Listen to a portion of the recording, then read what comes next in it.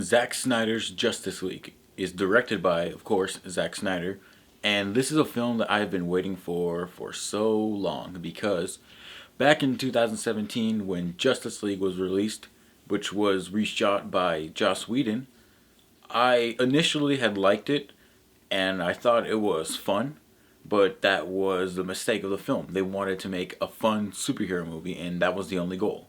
So after thinking about it for some time, I soon to dislike Justice League, which people have called Justice League because Joss Whedon, and it wasn't what Zack Snyder had originally wanted. Now, I like Zack Snyder as a director, and before watching Justice League, this Justice League, I watched Man of Steel and Batman v Superman, the director's cut of it, the Ultimate Edition, and I really like both films. I really like the tone that Zack Snyder set for this universe. I really like what he did with Superman.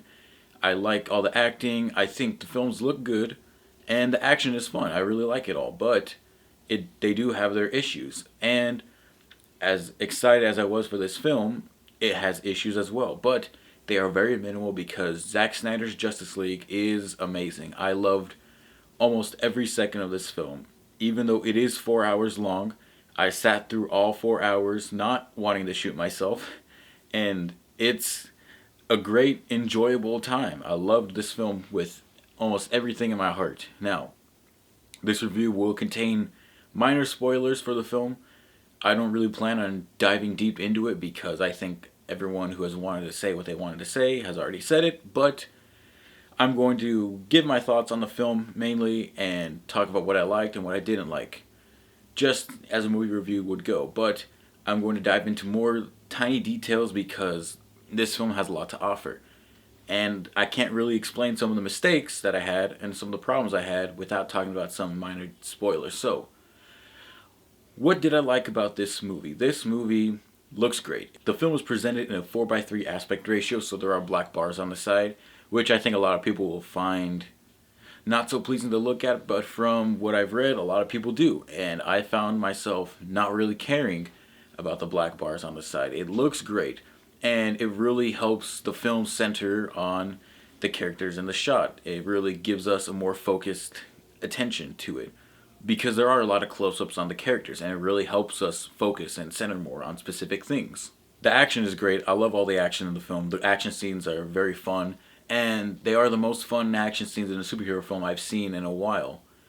I'd say that all the action in this film is far better than anything that Marvel has put out in a while. Even they're more exciting than some action scenes in Endgame, which there weren't a lot, but I'd say that the third act in this film is a lot more enjoyable than a lot of action scenes in the other Marvel films. But I don't want to compare the two because what the DCEU is doing is something completely different from the MCU. The MCU wants to provide a lot of fun, and I wouldn't say safe or predictable, but just fun superhero films. I think what the DCEU is trying to do is do something more serious and dramatic and epic, and this film is the embodiment of epic. There are a lot of great scenes. Steppenwolf is easily far much better than what he was in the 2017 Justice League. Justice League. I'll call it Justice League because it's funny. Steppenwolf is menacing. I love the way his armor moves around. It's like living metal. How it just folds and shapes around to, like, when he gets punched, it moves around a little. It's a lot of great design, really. I mean, he looks so much better. He sounds so much more menacing, and his presence is much more earned than in Justice League. And the plot makes so much more sense, really, because when I watched Justice League, I was thinking, why does he want to get the three boxes together? Why does he want to put them together? Is it just going to make the world his world? They didn't really explain it much, but because this film is 4 hours long and Zack Snyder got to make the movie he wanted to make, we get a backstory as to why they want to put the boxes together, because Steppenwolf is trying to reclaim planets for Darkseid. Darkseid is the Thanos of this universe, but he's just a big guy so far. He seems menacing in the scenes we see him in, but he's not really... I don't think he has earned that threat that Thanos has provided so far. But yet again, I don't want to compare the two, but it's kind of hard to not do at this point because Darkseid is going to be the bigger threat to this world. And I'm excited to see it.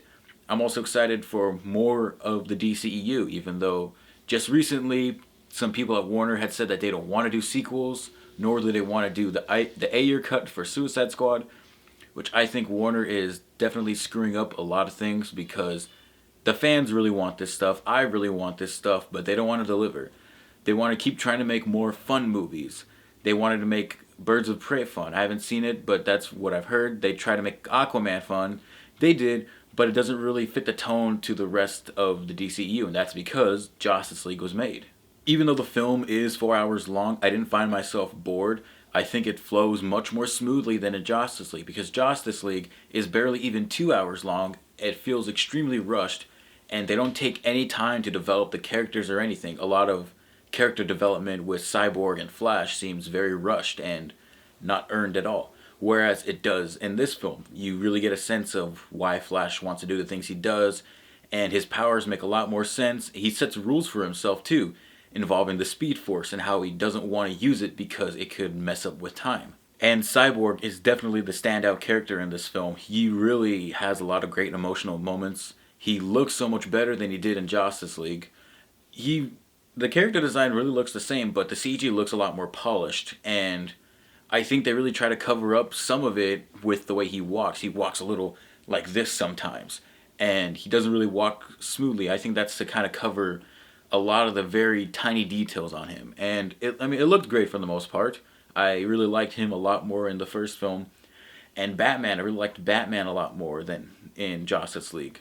You really feel the guilt that he has for the death of Superman and how he wants to bring the Justice League together and help defend Earth from Darkseid and Steppenwolf. As much as I love all the superhero stuff, the music, everything you can get in a superhero film, I do have very minor complaints with it though. I do think the first hour or so is a little slow, and that's because it's a lot of Zack Snyder-esque stuff with a lot of slow motion shots that could just be played in regular speed, and a lot of the stuff involving Wonder Woman. Every time Wonder Woman is on screen and she does some action stuff, you hear like a piece of music with a girl chanting. It gets annoying kind of quick, and because it's repetitive, it happens so often during the film. I don't really feel like there are any scenes that could be cut out of this 4 hour long film except for the epilogue, because it sets up what Zack Snyder wants to do in the future, if he even gets the chance, because Warner doesn't even feel like they want to continue Snyder's vision, which I'm very excited to see. But if you were to just set out a blueprint for other people to follow through with, very faithfully to what he wants, then I think it'll make a lot of people happy. It will make me happy too. The music's good for the most part. There's not a lot of memorable pieces, but I remember watching the film and going, wow, the music's pretty cool. It fits right with the tone. A lot of the music choices that were chosen were great too, especially when the Flash uses his powers in his introduction scene. It's really cool and it really fits the tone. And the tone of the film. I want to say that Zack Snyder really set a cool tone for this film. Not cool, but I understand what he's trying to do. A much more realistic, darker take. And I think he kind of toned it down a little bit, especially from Man of Steel and BVS, because the film is kind of humorous. There's a lot of jokes that I didn't expect. I found myself laughing quite a bit throughout the film, and I don't really remember laughing much in BVS or Man of Steel because those aren't supposed to be humorous films. This film felt much like a Marvel film without stopping the scene for a joke, because that's a critique I have with a lot of Marvel films. They just stop the scene and it completely kills the pacing in various moments. But the jokes feel so natural here. Some of them land and some of them don't, but when they land, I find them very funny. I don't have an issue with the 4 hour runtime, but there are some things I think that could have been shortened down a little. In the scene where Bruce Wayne meets Aquaman, I don't know if they have a name for him, Arthur Curry, yeah, how could I forget?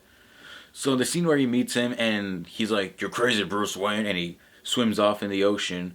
There's some girl singing as Bruce Wayne walks back. Probably could have done without that. Probably could have done without that minute of it. I was thinking, can we get on with the film? What are they doing? Why are they doing it? There's probably some other meaning to it. I just don't care or didn't really get it. And Wonder Woman's intro to the film.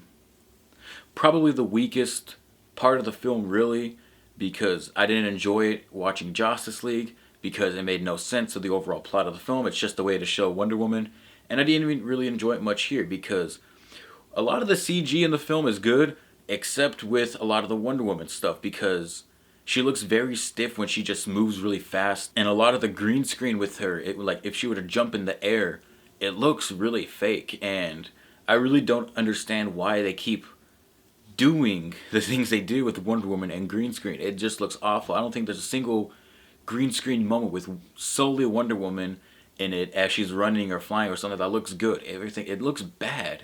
It's not as bad as it was in Wonder Woman 84 when she's doing that run and it looks really bad and I flipped the screen off, but it still looks kind of weird. There's an editing mistake that I noticed and I really laughed at. I had to rewind it because I wanted to laugh at it again. In the scene where they're fighting under Gotham Harbor and they're in the tunnel, Cyborg shoots a missile at Steppenwolf. He catches it. He looks at it, and in Justice League, he says "primitive beings," and he releases it at a wall. In here, he looks at it and he puckers his lips like he's gonna say "peep," and he doesn't. And it cuts away to him in the wide releasing the rocket into the wall, and I laughed my ass off. It was freaking hysterical because he's just like this. He has the rocket and he goes, as he's gonna say primitive, but they cut away from it, and that's just a second you could have taken to do that. How no one noticed it, I don't know. But I laughed my ass off. It was funny as hell. Aside from Wonder Woman's intro, I like everyone else's intro to the film. The film is funny. There are some things I think that could have been shortened. Some slow motion stuff, and there's a lot of slow motion in the film, but it does set up the tone Snyder wants to create, this more emotional, down to earth, realistic tone.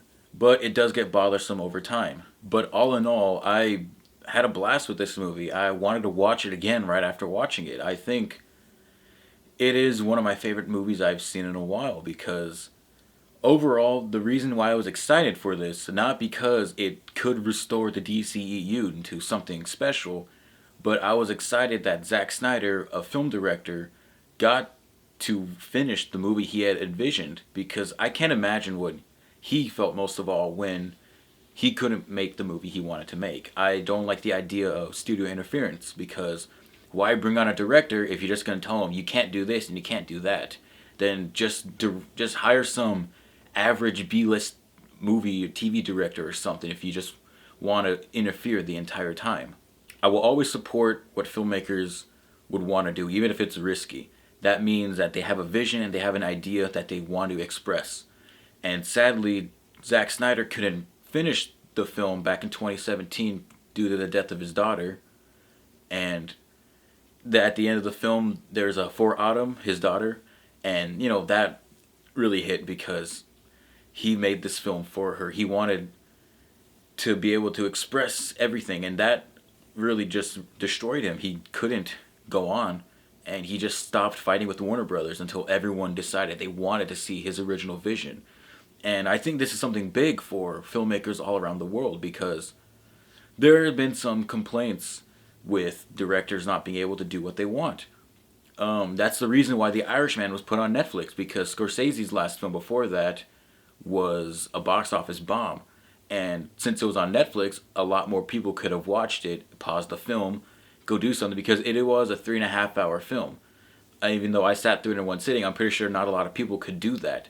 But it allowed Scorsese to make the film he wanted to make. This is very important for filmmakers everywhere because streaming services will allow them to create the film they want to make and people could pause and unpause whenever they feel like it. I myself am more of a let's sit through it all in one go. I really like experiencing something for the entirety of it. But most of all, I'm just glad that Snyder got to finish his film. He got to create everything he wanted to do. There are some things he couldn't fit in. Like he had wanted a different Green Lantern. He had wanted to show Green Lantern at the end instead of Martian Manhunter when he talks to Bruce Wayne. And that's another complaint I have. It's, my complaint's very minor in this film. But I think this film sets up a little too much for what it wants to do for the rest of the universe, even though Zack Snyder isn't sure if he will come back or not. I think that's just throwing us a bone and then reeling it back in. You're giving us a taste of what we want to see, except you're not even sure if you can even do what you want to do later on. And Warner is just screwing up with this universe so much that it's really a mess now. And spoilers for the very end credit scene, or the very last scene of the film, or the couple of last scenes. They're trying to set up the Legion of Doom with Lex Luthor and Deathstroke, and I really want to see that. But in the very epilogue, last two scenes of the film, you see that there's a team: Batman, Cyborg, Flash, Mira, Deathstroke, and Joker. And Batman and Joker are having this really cool conversation to each other. They're dropping F-bombs. It's really cool. But it's giving us this weird feeling that, why are we seeing this? Is this even going to happen, or is this just a weird vision? Much like in the weird vision scenes in Batman v Superman when Bruce Wayne is seeing the future. Is he really seeing the future, or is that what he's thinking? And, it's kind of a little mind boggle. And then Martian Manhunter comes out of nowhere and says, Bruce Wayne, Darkseid's not finished with us, so we gotta protect the world. We'll find others like us. And earlier in the film, Martian Manhunter disguises himself as Martha Kent, Superman's mom, and talks to Lois Lane about, hey, come join the world. I know Superman's dead. You loved him, but, we need you, and everyone needs you. Join humanity again. And then he reveals himself to be Martian Manhunter when he leaves, and it kind of depletes the emotional weight from that moment, because it's not Martha talking to her, it's Martian Manhunter. And also, they're really trying to find purpose for Lois Lane except to be Superman's girlfriend or wife at this point. And she did have a big role at Batman v Superman when she tried to figure out where the bullet came from to frame him.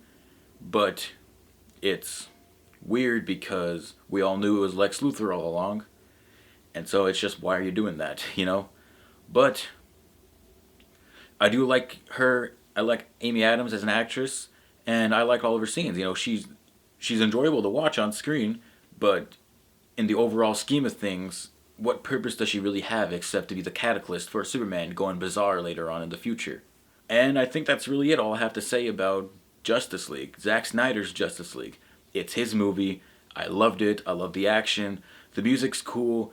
I have very small complaints with it. Overall, I just had a blast with this movie, and I want to watch it over and over and over and over again. It's something big for filmmakers everywhere, and it's just a downright damn enjoyable film. I'm going to give Zack Snyder's Justice League an A-. So, thanks for watching this review. What did you think of Zack Snyder's Justice League? Did you like it? Did you hate it? And if you think it's not better than Justice League, I think you're high, because this film is infinitely better. The first couple of minutes, there are even just one scene or two that are infinitely better than all of Justice League. And, I don't want to blame Joss Whedon, because I like the Joss Whedon, but you kind of have to, because he came in and just butchered everything by trying to put his own esque things on everything. But, that's another story for another time, and we're here to celebrate we're here to celebrate Zack Snyder's Justice League. And I had a blast with this movie. This film was great.